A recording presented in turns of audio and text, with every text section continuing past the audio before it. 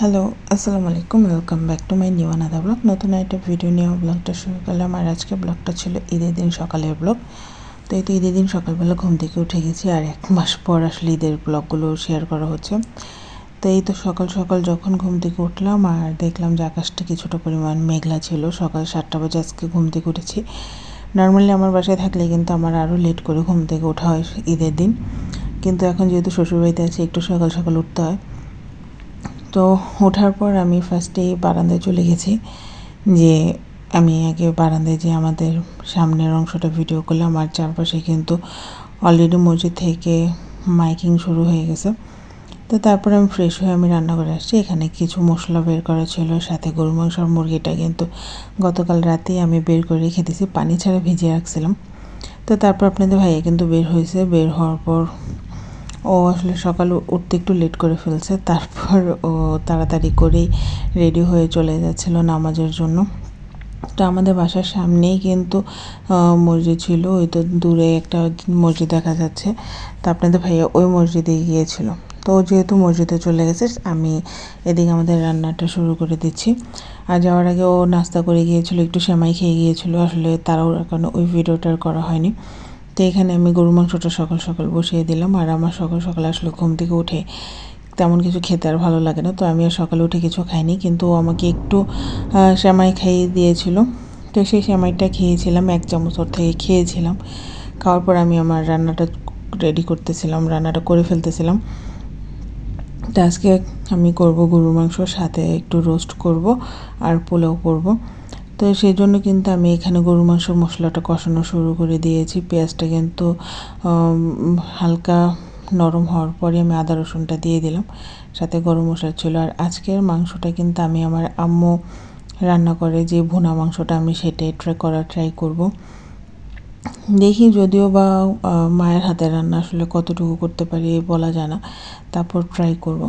তো এখানে কিন্তু আমি মরিচের গুঁড়াটা দিয়ে দিলাম। আর এই মাংসটা আসলে আম্মু প্রায় সময় হাতে মেখেও বসায়, আবার মশলাটা কষায়ও বসায় আর কি। তো আমি কিন্তু এখানে মরিচের গুঁড়াটা একটু বেশি দিয়ে দিয়েছি, কারণ ঝালটা আসলে সবাই পছন্দ করে। তারপর এখানে আমি 2 কেজি গরু মাংস নিয়েছিলাম, 2 কেজি গরু মাংসটা এখানে দিয়ে দিলাম, সাথে কিছু চর্বি আর হাড়ও ছিল, তবে সলিড মাংসটা একটু বেশিই ছিল।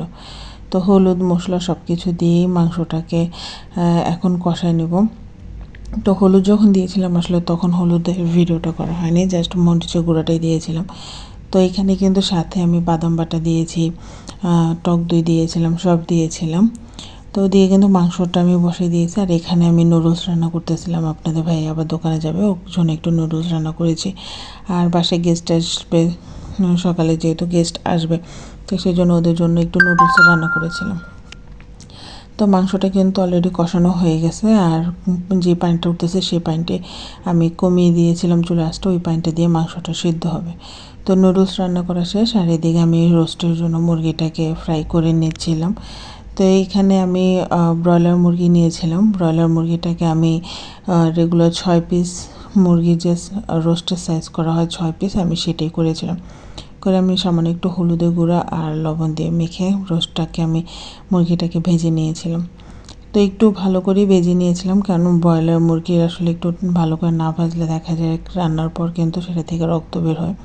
তো সেই জন্য আমি ওভাবে একটু ভালো করে ভেজে নিয়েছি। আর তো আমি ভালো করে একদম সমস্ত মুরগিগুলোকে ভেজে নিয়েছি। তো ভাজার পর তারপরে আমি এখানে রোস্টের জন্য মশলাটা কষানো শুরু করেছিলাম।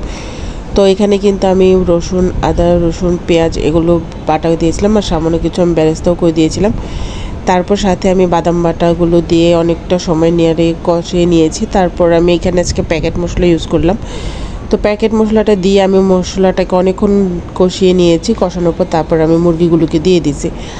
আর আম্মুকে দেখেছিলাম মুরগিটাকে রোস্টের মুরগিটা রান্নার সময় দুধ দিয়ে সিদ্ধ করে, এতে রোস্টের টেস্ট খুব ভালো আসে। তো আমিও আজকে আম্মুর মতনই রান্না করব।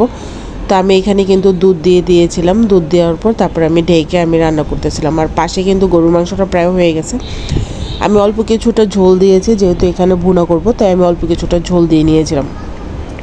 তারপর দুপুরে আমি পোলাওটা রান্না করে নিয়েছি। পোলাও এখানে রোস্ট রান্না হয়েছে, তারপরে এই তো গরুর মাংস রান্না করেছিলাম।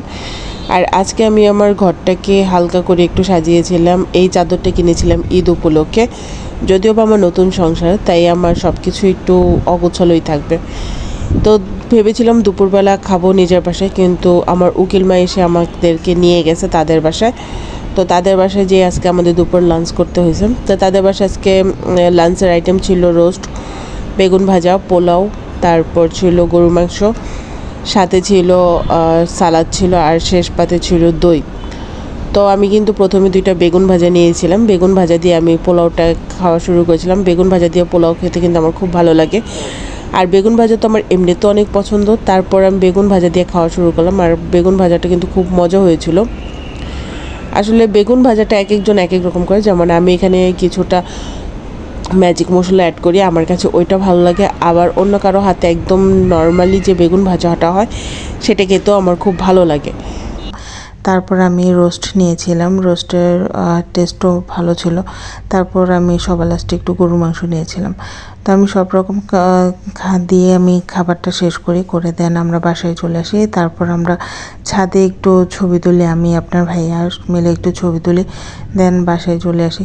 আর ঈদের দিন আমরা সন্ধ্যাবেলা আমি আমার ফ্রেন্ডদের সাথে একটু মিট করি, দেন আমার স্টুডেন্টদের বাসায় যাই, সেখানে আমরা ঘোরাঘুরি করে। আপনাদের ভাইয়া দোকান ছিল সারাদিন, সে আসলে দোকানগুলো নিয়ে ব্যস্ত ছিল, তো ঈদের দিন আর আমাদের ঘোরা হয়নি।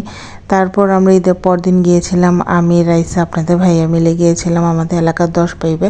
তো সেখানে যে আমরা একটা নৌকা ভাড়া করেছিলাম রাতে 1 ঘন্টার জন্য। তো আমরা সেখানে নৌকাতে ঘুরতেছিলাম, আর আপনাদের ভাইয়াও নৌকা চালাতে পারে না, রাইসাও পারে না, আমিও পাই না। তো নৌকা নিয়ে প্রথমে অনেক ফাজলাম করতেছিলাম, আমরা একদিকে যাচ্ছি অন্যদিকে নৌকা সরে যাচ্ছিলো। তো এইভাবে করতে করতে আমরা 1 ঘন্টা নৌকায় ছিলাম। তারপর নৌকা থেকে নামার পর রাইসা বাবল টি খাবে, তো ওর জন্য বাবল টি না স্যার বাবল জুস খাবে, তো ওর জন্য আবার বাবল জুস নিয়েছিলাম।